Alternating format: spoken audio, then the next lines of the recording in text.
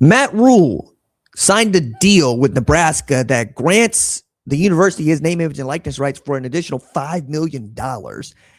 And quarterback Anthony Colandrea said he didn't come to Nebraska to win 8 or 9 games. He came because he wants to play for a national championship. Let's talk about how it's nice to want things and what we can expect from Nebraska in 2026. What's up, kid folk? It's RJ Young. I am not on a step mill. If this is your first time watching Adapt and Respond, thank you for joining us here. We talk college football year round. If you're into that, hit that subscribe button, like this video, and answer the question in the comments below. What do you think? Is this the year for Nebraska?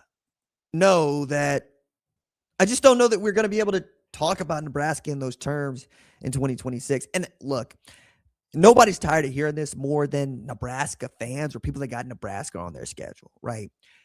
I have been telling y'all for years, because we're coming up on year number 9 of doing this show in September, that Nebraska ain't been the Nebraska that I was raised on since 2009. You got to take it all the way back to Ndamukong Suh, damn near single-handedly winning the Big 12 championship against Texas by his damn self, man, to the last time that anybody was terrified of Nebraska. But even that only paws at the surface of what Nebraska football used to mean in the 1970s, 1980s, and certainly the 1990s.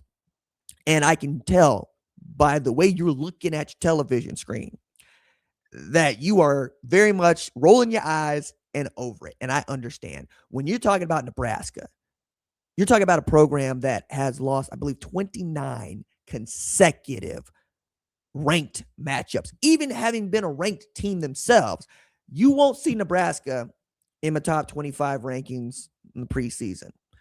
I dare say you won't see Nebraska in the top 25 rankings of my rankings of Fox Sports or anybody else's, I hope, unless they beat a top 25 team.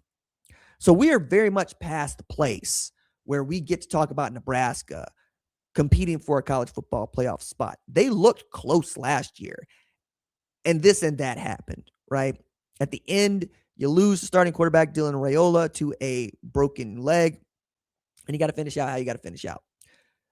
Going bowling was one bar to overcome at Nebraska. It was. Now you got to overcome that bar, beating one of the 25 best teams in the sport when they're on your schedule. And you will have them on your schedule because you play in the Big Ten. That's just part of it. But the part that really, I think, should tweak Nebraska fans is that you have an Anthony Colandrea who comes showing up to Nebraska, I don't think really understanding the heavy lift that he says he's prepared to make.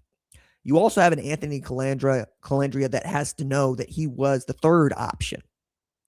If things had not gone sour between Raiola and Nebraska in December, I'm thinking perhaps if they could have mended fences between Rule and Raiola, trying to make this go again, I think we're talking about a different kind of Nebraska football team. You'd have a third-year starting quarterback who's in a draft-eligible year, and you would have been able to sell that to other players and other donors to try to fortify the offensive line, get them another tailback that can absolutely run through walls, and perhaps even bolster your defense and make a run at being one of the 3 best teams in the Big Ten and perhaps punch your ticket to the college football playoff that way. But he transfers to Oregon, where he's going to sit behind Dante Moore for at least a year. And then you try to go get Kenny Minchey, who is backup quarterback at Notre Dame. And we very much knew CJ Carr was going to be the guy. So did he. So he enters the portal. And he's already set to go to Nebraska. And there are lots of us think, okay, no, that's a good signing. We think he can help you. There's a chance here. Only for Will Stein to take the Kentucky job after doing an outstanding one as the Oregon offensive coordinator and going, hey, Kenny, I need a quarterback. Why don't you come on down? So Kenny Minchey withdraws his pledge to Nebraska, pivots to a mid-tier SEC team in Kentucky that would have been unthinkable years ago, that a player who had an opportunity to play at Nebraska chose to play at Kentucky. And this isn't because Kentucky's especially good. It's because Kentucky's got a new head coach. It's going to let you spin the ball around. But they still play in a really, really difficult SEC. And at best, they're one of the 6 best teams, right? and he left you. So what you go get? You go get the reclamation project that was Anthony Colandrea at UNLV, where they had a pretty damn good season. And he walks in and says, when I got here, the expectation was to win 8 or 9 games. That's not what I'm here to do. I'm here to win 11 or 12. I want to go to the playoff. I want to play for the national championship. And now I've come back around to the thought that, yeah, dog, it's nice to want things. I don't think you get to say that as the quarterback at Nebraska. And I think if you understood the situation you're walking into as quarterback at Nebraska, maybe you pull back your ambition. And it's not because I don't think you're right to have these goals. You should. You should definitely have these goals. They should be on your bathroom mirror. They should be on your car dashboard. They should be on your locker room door. But dog, to say those things to media like you did on 3 is to invite folks like myself to say, do you understand what you're saying to the rest of us? Because we're not in that building. We don't need to blindly drink the flavor aid to believe that we're great. We're going to watch you play, and then we're going to make an assessment. But there have been better quarterbacks than Anthony Colandrea that thought they were going to bring Nebraska back. Matt Rule was brought to do that. Last year was supposed to be that year. He even flirted with the Penn State job. He wasn't stuck on Nebraska until it was very clear that he just kind of wanted a raise. And now you're in a spot where it feels you're in a perpetual state of mediocrity, where Nebraska could win 3 games. It could win 7, 8, goes bowling, wins that game. But when you look at the Big Ten, and it goes Indiana, Ohio State, Oregon, Michigan,